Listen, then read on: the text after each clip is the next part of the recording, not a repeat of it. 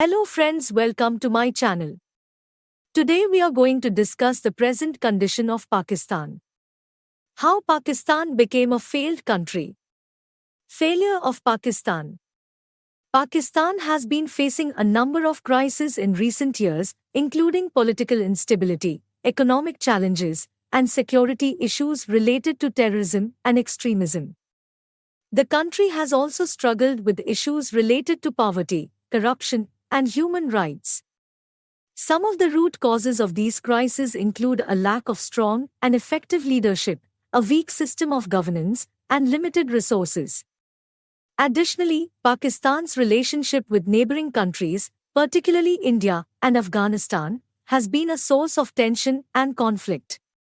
In order to address these crises, experts suggest that Pakistan must focus on implementing economic reforms, strengthening democratic institutions, and addressing the underlying causes of extremism and terrorism.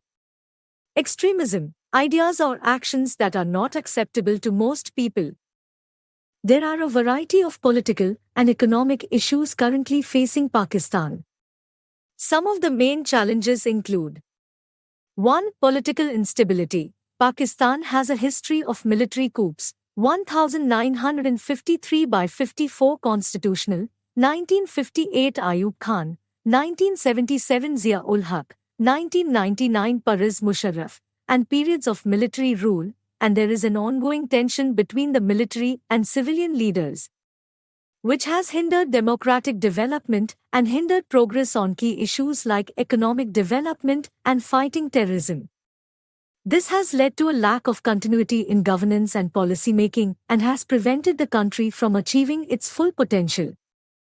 2. Economic struggles. Pakistan has struggled with high inflation, more than 30% today, a large trade deficit, and a lack of foreign investment.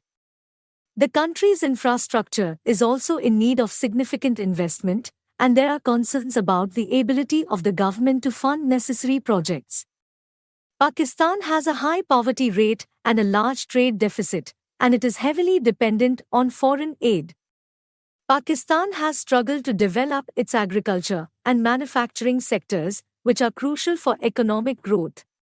If you really like my video, please subscribe, like, share and comment. 3. Corruption. Corruption is a major problem in Pakistan, and it has had a detrimental effect on the country's economic, political, and social development. Some of the ways in which corruption has killed Pakistan include: A. Economic damage. Corruption has prevented the efficient allocation of resources and has led to a lack of foreign investment. This has resulted in a lack of economic growth and a high trade deficit. B. Lack of trust in government. Corruption has led to a lack of transparency and accountability, which has resulted in a lack of trust in the government. This has prevented the government from effectively implementing policies and programs to address the country's problems. C. Socioeconomic inequality. Corruption has led to a concentration of wealth in the hands of a few individuals and has prevented the country from achieving social and economic equality. This has led to widespread poverty and social unrest. D. Lack of basic services. Corruption has led to a lack of investment in basic services such as education, healthcare, and infrastructure. This has resulted in a lack of human development and a lack of economic development.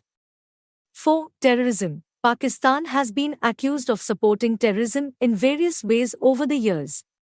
Some of the ways in which Pakistan has been alleged to have supported terrorism include: A. Providing safe haven. Pakistan has been accused of providing a safe haven for terrorist groups such as the Taliban and Lashkar-e-Taiba.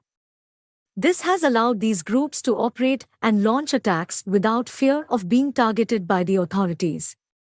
B. Training and funding. Pakistan has been accused of providing training and funding to terrorist groups, which has allowed these groups to operate more effectively.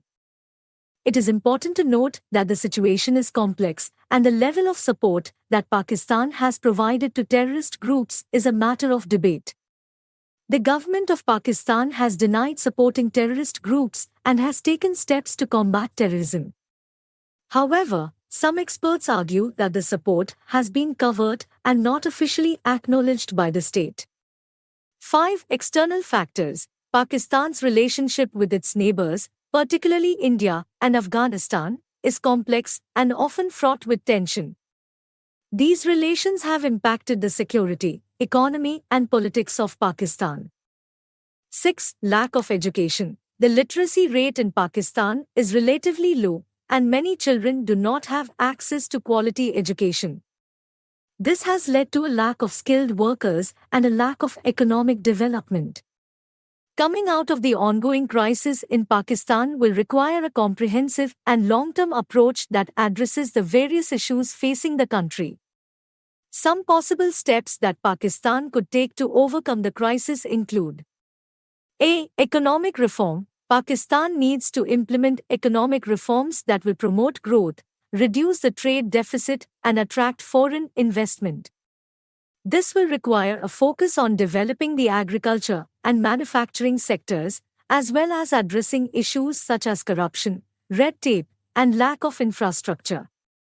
B. Political stability. Pakistan needs to ensure political stability by strengthening its democratic institutions and process. This will require a commitment to transparency, accountability, and the rule of law. C. Socio-economic inequality. Pakistan needs to address socio-economic inequality by implementing policies that promote social and economic equality. This will require a focus on education, healthcare, and poverty reduction. D. Combating corruption. Pakistan needs to take serious steps to combat corruption at all levels of society. This will require a focus on transparency, accountability, and the rule of law. E. Combating terrorism. Pakistan needs to take a strong and sustained stand against terrorism by taking steps to eliminate terrorist groups and their safe havens. This will require a strong commitment to security and intelligence sharing with other countries.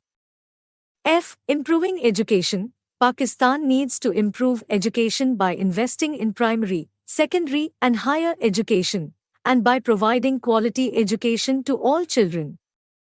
G. Foreign policy. Pakistan needs to improve its relationship with neighboring countries and the international community by focusing on diplomacy and peaceful resolution of conflicts. Thank you for watching my video.